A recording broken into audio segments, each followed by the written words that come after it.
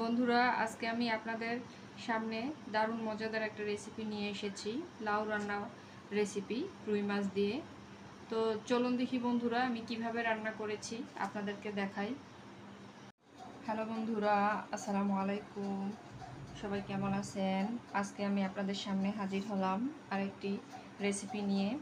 অনেক গরম পড়েছে, ভাবলাম যে কি রান্না করি, একটা ঠান্ডা তরকারি রান্না করি। তো লাউ তো অনেক ঠান্ডা, লাউ রান্না করব বন্ধুরা। তো লাউ রান্না করার জন্য আমি এখানে মিডিয়াম সাইজের একটা লাউ কেটে নিয়েছি, ধুয়ে নিয়েছি।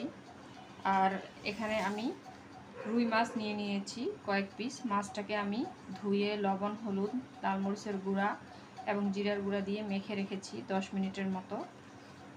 তাহলে চলুন বন্ধুরা দেখে নেই কিভাবে আমি লাউ রান্না করব আজকে।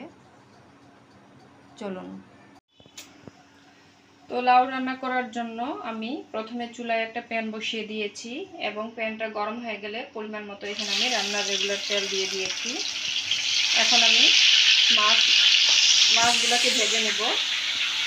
আমি লাউয়ের যে মাছগুলো দিব, রুই মাছ, তো মাছগুলো আমি ভেজে নিচ্ছি। তো কিছুক্ষণ পর মাছটাকে আমি উল্টিয়ে পাল্টিয়ে দিব। মাছগুলো আমি উল্টিয়ে পাল্টিয়ে দিয়েছি এবং লাল হয়ে গিয়েছে। আমি এখন তুলে নিব।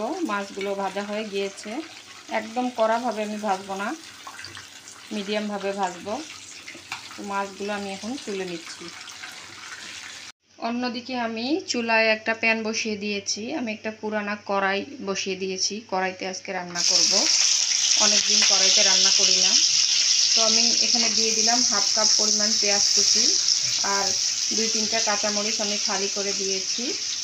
এখন আমি পেঁয়াজটাকে একটু হালকা লাল করে ভেজে নেব। পেঁয়াজটা একটু লাল হয়ে গিয়েছে। এখন এর মধ্যে আমি দিয়ে দিব একটা তেজপাতা আর দিয়ে দিব এখানে 1 টেবিল চামচ পরিমাণ আদা ও রসুন বাটা আমি একসঙ্গে বেটে নিয়েছি, আমি দিয়ে দিলাম। এখন একটু হালকা ভেজে নিব যেন রসুন আর আদার গন্ধটা চলে যায়। কিছুক্ষণ কষিয়ে নেওয়ার পর আমি এখানে সামান্য পরিমাণ পানি অ্যাড করব, সামান্য পরিমাণ।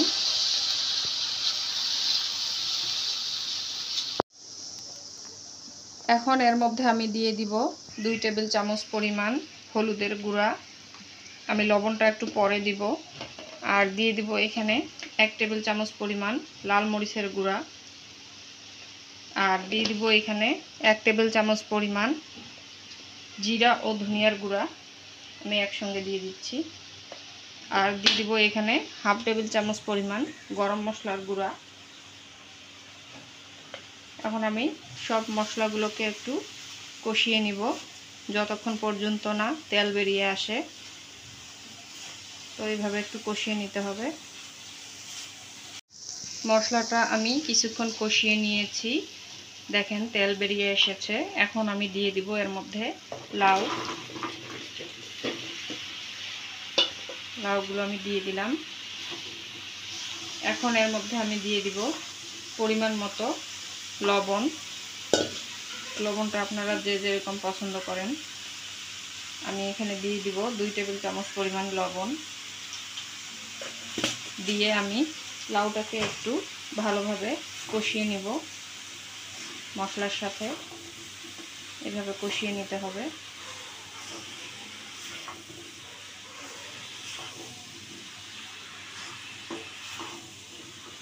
কিছুক্ষণ কষানোর পর হালকা একটু পানি দিয়ে দিব আর একটু কষিয়ে নেব। আমি কিছুক্ষণ কষিয়ে নেওয়ার পর হালকা একটু পানি দিয়ে দিয়েছি 1 কাপের মতো। দিয়ে এখন আমি ঢাকনা দিয়ে ঢেকে দিব। কিছুক্ষণের জন্য ঢাকনা দিয়ে ঢেকে দিব। আমি ঢাকনাটা খুলে দিব। আমি একবার ঢাকনাটা তুলে নেড়ে দিয়েছি। তো লাউয়ের পানিটা শুকিয়ে গিয়েছে। তো লাউটা এখনও সিদ্ধ হয়নি, যেহেতু ঢাকা শহরের লাউ এগুলো বাসি লাউ, খুব তাড়াতাড়ি সিদ্ধ হয় না। তো এই পর্যায়ে আমি মাছগুলো দিব না, আগে এই মাছগুলো দিলে ভেঙে যাবে। তো আমি আরেকটু পানি দিব, দিয়ে লাউটাকে আরেকটু সিদ্ধ করে নেব। আরেকটু সামান্য পরিমাণ পানি দিলাম, দিয়ে এখন আমি ঢাকনা দিয়ে আবারও ঢেকে দিব। আমি আবারও ঢাকনাটা খুলে দিব। আবারও লাউয়ের পানি শুকিয়ে গিয়েছে, দেখেন এবার সিদ্ধ হয়ে গিয়েছে লাউটা। এই পর্যায়ে আমি মাছগুলো দিয়ে দিব।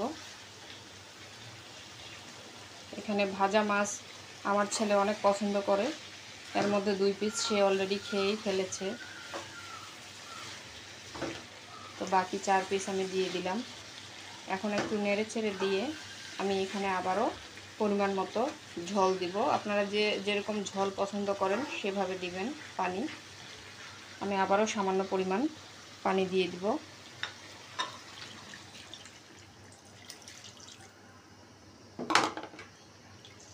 এরপরে আমি এখানে দিয়ে দিব ভাজা জিরার গুঁড়া, ফ্লেভারটা ভালো আসে, 1 চামচের মতো দিয়ে দিলাম। আর দিয়ে দিব এখানে কয়েকটা কাঁচামরিচ, আমি আস্ত কাঁচামরিচ এখানে দিয়ে দিব। কাঁচামরিচটা দিলে ফ্লেভারটা অনেক ভালো আসে। এই যে কাঁচামরিচ দিয়ে দিলাম, 4টা কাঁচামরিচ আমি দিয়ে দিলাম। দিয়ে আমি আবারও ঢাকনা দিয়ে ঢেকে দিব। আপনারা এই পর্যায়ে লবণটা অবশ্যই দেখে নেবেন। তো আমার লবণ একদম পারফেক্ট আছে, তো আমি ঢাকনা দিয়ে এখন ঢেকে দিচ্ছি। আমি ঢাকনাটা খুলে দিয়েছি, তো আরেকটু নেড়ে চেড়ে দিচ্ছি। আমি কিছুক্ষণের মধ্যেই চুলা থেকে নামিয়ে নিব। আপনারা ঝোলটা যে যেরকম পছন্দ করেন সেই অনুযায়ী রাখবেন। তো রান্নাটা প্রায় হয়ে এসেছে। এই পর্যায়ে আপনারা চাইলে ধনিয়া পাতা দিতে পারেন, আমার হাতের কাছে ধনিয়া পাতা নেই, এজন্য আমি দিলাম না। এখন আমি আবারও ঢাকনা দিয়ে ঢেকে দিব কিছুক্ষণের জন্য, লো হিটে রেখে দিব 10 থেকে 15 মিনিট। এরপরে আপনাদেরকে সার্ভ করে দেখাবো। বন্ধুরা দেখেন, আমি চুলা থেকে লাউ নামিয়ে নিয়ে এসেছি, রান্না হয়ে গিয়েছে। কত সুন্দর কালার হয়েছে দেখেন।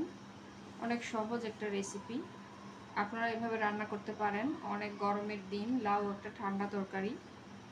তো রেসিপিটি যদি ভালো লেগে থাকে তাহলে অবশ্যই লাইক, কমেন্ট, শেয়ার করতে ভুলবেন না। এরকম নতুন নতুন রেসিপি পেতে হলে অবশ্যই আমার চ্যানেলের পাশে থাকবেন। সবাইকে অসংখ্য ধন্যবাদ। সবাই ভালো থাকবেন, সুস্থ থাকবেন, আমার জন্য দোয়া করবেন। সবাইকে আসসালামু আলাইকুম।